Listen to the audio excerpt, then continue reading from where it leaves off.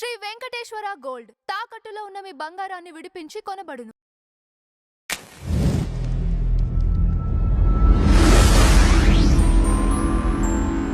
తిరుపతిలో రోజుకు ఒక అపచారం జరుగుతుందండి. ముఖ్యంగా బిఆర్ నాయుడు గారు చైర్మన్ అయిన దగ్గర నుంచి మనం నెలకోసారో లేకపోతే వారానికో ఏదో ఒక అపచారం మనం వింటానే ఉన్నాం ఆ వార్తలు. కానీ ప్రతి హిందూకు తెలుసు అసలు ఏం జరుగుతుందనేది. హిందూ ఇప్పుడు ఇంకా పూర్తి అవేర్నెస్లో ఉన్నారు. కానీ ఇప్పటికి కూడా ఆగట్లేదండి. నిన్న చూసినట్టయితే మీరు ఆ మద్యం బాటిళ్ళు ఇద్దరు దొరికారు. వాళ్ళు కరుణాకర్ గారి అనుచరులు అని చెప్పేసి నిర్ధారణ చెంది. సో ఎందుకు వీళ్ళు ఈ విధంగా పాల్పడటం వల్ల ఇంకా వాళ్ళ ఓట్ బ్యాంక్ తగ్గించుకోవటం అయిద్దిగా హిందువుల దగ్గర నుంచి. అంటే హిందువులు అంత అమాయకంగా ఉన్నారా? మీరు గమనించుకుంటే ఈరోజు టీటీడీ చైర్మన్గా బిఆర్ నాయుడు గారు ఉన్నారు.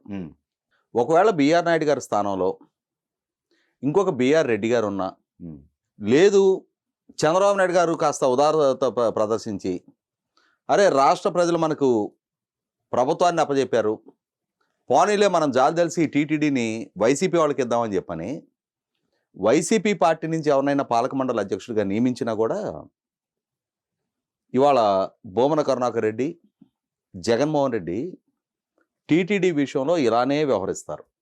ఈవెందో వాళ్ళ పార్టీకి సంబంధించిన వాళ్ళు పాలక మండలి చైర్మన్గా కొనసాగినా కూడా. ఎందుకు? కారణం ఏంటి అంటే, ఇప్పుడు మీరు ప్రస్తావించినట్టుగానే కోట్లాది మంది హిందూ బంధువులు, వాళ్ళకి శ్రీవారి పట్ల ఉండే భక్తిభావం, శ్రీవారి దగ్గరికి వెళ్ళి మన కష్టాల గురించి ఏదైనా మొరపెట్టుకుంటే వాటిని ఆయన ఆలకిస్తారు అని చెప్పని ఒక నమ్మకం. అదే సందర్భంలో అత్యంత శుచి శుభ్రత పాటించే తిరుమల శ్రీవారి ప్రాంగణంలో మనం ఏ చిన్న తప్పు చేసినా శ్రీవారి ఆగ్రహానికి గురి కావాల్సి వస్తుందని చెప్పని ఒక రకమైన పాపభీతి మనలో ఉంటుంది. అంటే శ్రీవారి పట్ల మనకి భక్తితో పాటు భయం కూడా ఉంటుంది.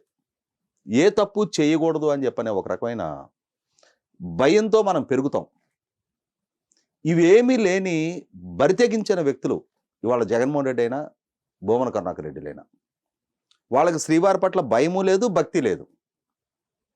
ఇదే బోమన కరుణాకర్ రెడ్డి గతంలో ఈ నల్లరాయిని చెప్పుతో కొడితే అడిగేది ఎవరు, ఏమవుద్ది అని చెప్పని గతంలో ప్రశ్నించాడు అతను నాస్తిక సభల్లో మాట్లాడుతూ.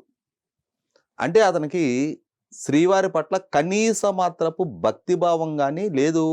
ఈ తిరుమల శ్రీవారి ఆలయం ఇక్కడ ఉండబట్టే ఈ తిరుపతి క్షేత్రంలో ఇంతమంది ఉపాధి పొందగలుగుతూ ఉన్నారు. మన చుట్టూ మన పార్టీలో మన నాయకత్వాన్ని ఆమోదించే వేలాది మంది ప్రజలు కూడా ఇక్కడికి వచ్చే యాత్రికులు ఇక్కడ తిరుమల క్షేత్రం ఆధారంగానే జీవనం సాగిస్తున్నారని చెప్పనే కనీస మాత్రపు వివేకం కూడా లేకుండా ఆ విధమైన కామెంట్లు చేశాడు. ఇక జగన్మోహన్ రెడ్డి అతను తిరుమల శ్రీవారి సన్నిధిలో శ్రీవారి పట్ల భక్తిభావం కలిగి ఉన్నాను అన్న డిక్లరేషన్ ఇవ్వడానికి కూడా ఇవ్వలేదు. తిరస్కరించి ఇదేం దేశం, ఇదేం రాజ్యాంగం, ఇదేం హిందూయిజం అని చెప్పని, అంటే ఒక ఆలయ సాంప్రదాయాన్ని గౌరవించటానికి కూడా ఆయన ఇగో అడ్డొచ్చింది. అటువంటి వ్యక్తులకి తిరుమల శ్రీవారి పట్ల భక్తిభావం ఉంటుందని మనం ఎలా ఆశిస్తాం? వాళ్ళకి తిరుమల శ్రీవారి క్షేత్రం అంటే అధికారంలో ఉన్న చంద్రబాబు నాయుడు గారిని అప్రతిష్ట పాలు చేయటం కోసం వాడుకునే ఒక సాధనం మాత్రమే. అయితే ఇక్కడ మీకు అడ్డొస్తున్నాను కదండి, ఇది అప్రతిష్ట అన్నారు మీరు. వీళ్ళు ఈ విధంగా చేయటం అనేది ఇంతకుముందు ఓకే, ఇప్పుడు ఇంత అవేర్నెస్లో కూడా వీళ్ళ ఈ విధంగా చేయటం వల్ల ఈ చీప్ ట్రిక్స్ ఒక రకంగా చెప్పాలంటే. అంటే జగన్మోహన్ రెడ్డి గారు, వైసీపీ, వాళ్ళ వ్యూహకర్తలు, వాళ్ళ నాయకత్వం, వాళ్ళ సోషల్ మీడియా, వాళ్ళ సొంత మీడియా, ఇవాళ ఎన్డీఏ కూటమి ప్రభుత్వం, ఇవాళ ఎన్డీఏ కూటమి ప్రభుత్వంలో ఉన్న లోపాలు, వీళ్ళ పాలనలో ఏదైనా తప్పులు జరిగితే ఆ తప్పులు, వీళ్ళ నాయకత్వంలో ఏదైనా అవినీతి జరుగుతుంటే వాటి గురించి ప్రస్తావించడం మానేసి 2019 నాటి ఆ రొట్టకొట్టుడు, ఆ అరిగిపోయిన రికార్డు, ఆ పాచింతకాయ పచ్చడి విధానాలని ఇవాటికి కూడా అవలంబిస్తూ ఉన్నారు. 2019కి ముందు వీళ్ళు ఏం చేశారు? రాష్ట్ర ముఖ్యమంత్రిగా చంద్రబాబు నాయుడు గారు, ఆయన క్యాబినెట్, వాళ్ళు తీసుకుంటున్న నిర్ణయాలు, వాళ్ళు అమలు చేస్తున్న సంక్షేమం, వాళ్ళు రప్పిస్తున్న పారిశ్రామిక పెట్టుబడులు, వాళ్ళు సృష్టిస్తున్న సంపద, వాళ్ళు పెంచుతున్న పర్ క్యాపిటల్ ఇన్కమ్ ఇవేవి ఎక్కడ చర్చనీయాంశం కానివ్వాల. చంద్రబాబు నాయుడు గారు కేవలం తన సామాజిక వర్గ ప్రయోజనాల కోసం పనిచేస్తూ ఉన్నాడు. అది అమరావతి కాదు, కమరావతి. ఆయన 37 మంది సీఎల్ని డిఎస్పీలుగా ప్రమోట్ చేస్తే అందులో 33 కమ్మ సామాజిక వర్గీయులే. అది పోలవరం కాదు, అది పట్టిసీమ కాదు, వట్టిసీమ. ఇట్లా నిత్యం చంద్రబాబు నాయుడు గారి ప్రభుత్వాన్ని అసత్యాలతోటి విమర్శిస్తూ ఉండేవాళ్ళు. ఈ అసత్యాలనే సత్యాలుగా ప్రచారం చేశారు, ప్రజల్ని నమ్మించగలిగారు.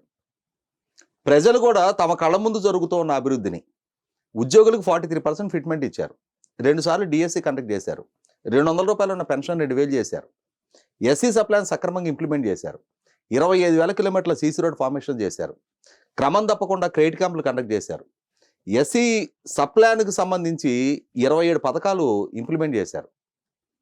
ఇవేవి ఎక్కడ చర్చనీయాంశం కాల. ప్రజలు కూడా జగన్మోహన్ రెడ్డి చేసిన వ్యతిరేక ప్రచార ప్రభావంతో 23 స్థానాలకి పరిమితం చేశారు చంద్రబాబు నాయుడు గారిని. 150 స్థానాలతో జగన్మోహన్ రెడ్డిని గెలిపించారు. కాబట్టి జగన్మోహన్ రెడ్డి ఈ రోజుకి కూడా అదే అభిప్రాయంతో ఉన్నాడు. ప్రభుత్వానికి వ్యతిరేకంగా ప్రచారం చేయి, ఆ ప్రచారం చేసే క్రమంలో అది నిజాలు కావాల్సిన నష్టం లేదు, అసత్యాలైనా సరే ప్రచారం చేయి. నేను ఏది చెబితే దాన్నే నమ్మే ప్రజలు ఉన్నారు, నేను నమ్మించగలను. నాకు ఒక సోషల్ మీడియా ఉంది, నాకు ఒక సొంత మీడియా ఉంది, నాకు వెనక వ్యూహకర్తలు ఉన్నారు, నాకు సమర్థింపుగా నిలబడి మాట్లాడగలిగే కిరాయి మేధావులు ఉన్నారు. వాళ్ళు చెప్పింది విని దాన్నే టేక్ ఇట్ గ్రాంటెడ్గా భావించే ప్రజలు ఉన్నారు. కాబట్టి నేను గతంలో ఈ అభిప్రాయాన్ని వ్యక్తం చేశాను, ఈరోజు కూడా అదే అభిప్రాయాన్ని వ్యక్తం చేస్తున్నా.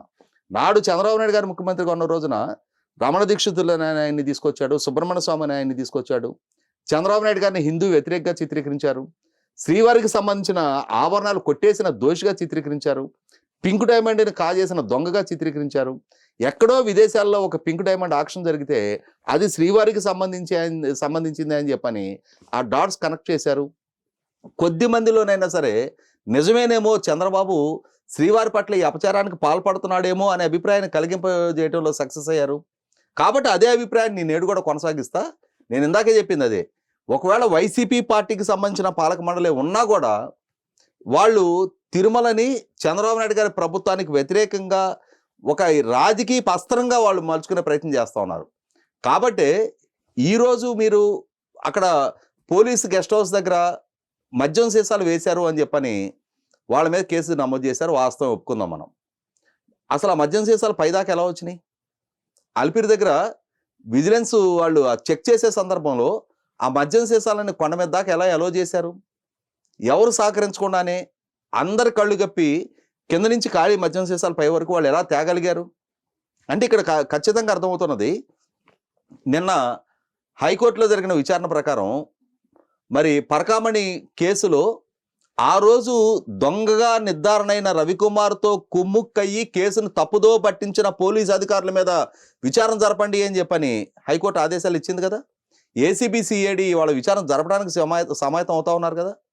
ఇవాళ డ్యూటీలో ఉండి ఆ రోజు ఏవిఎస్ఓగా వ్యవహరించి ఫిర్యాదుదారుడిగా ఉన్న సతీష్ కుమారు ఈ విచారణ జరుగుతున్న విచారణ కమిషన్ ముందుకి తన వాంగ్మూలం ఇవ్వడానికి వస్తున్న సందర్భంలో దారుణంగా హత్యగా ఆవింపబడ్డాడు కదా.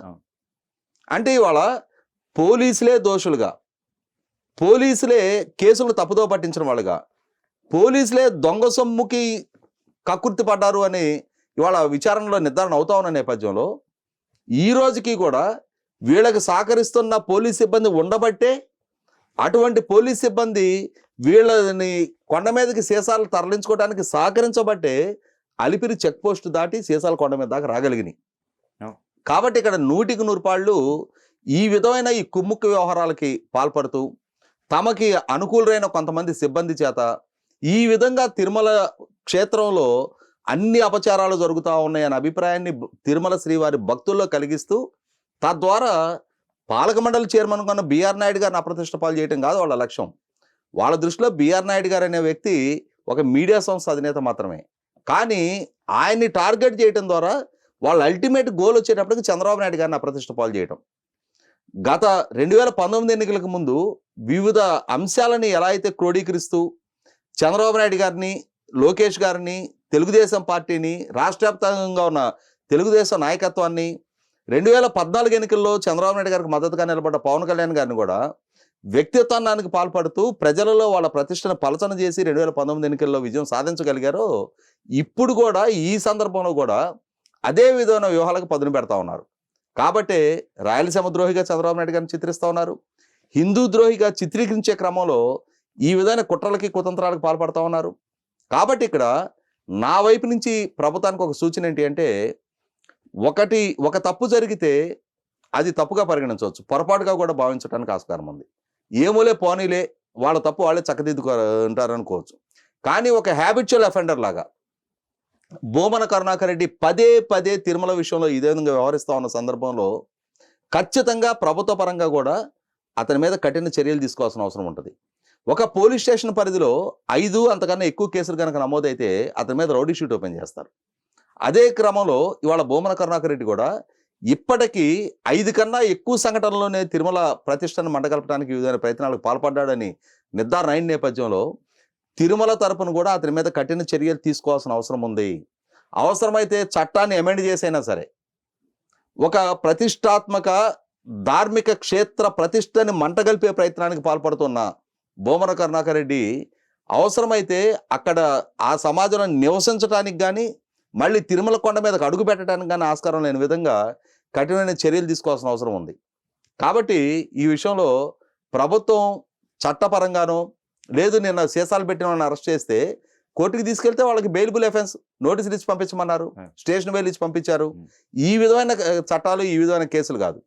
అదే సందర్భంలో రాష్ట్ర వ్యాప్తంగా దేశవ్యాప్తంగా ఉన్న హిందూ సమాజం కూడా వివిధ పీఠాధిపతులు కూడా అత్యంత పవిత్ర పుణ్యక్షేత్రంగా భావించబడే తిరుమల విషయంలోనే ఒక రాజకీయ క్రీడాక్షేత్రంగా భావిస్తున్న వైసీపీ విషయంలో వాళ్ళ నాయకత్వ విషయంలో కఠినంగా కనుక స్పందించుకుంటుంటే రేపటి రోజున ఇది దేశంలో రాష్ట్రంలో ఉన్న మిగిలిన క్షేత్రాలకు కూడా విస్తరింపజేస్తారు.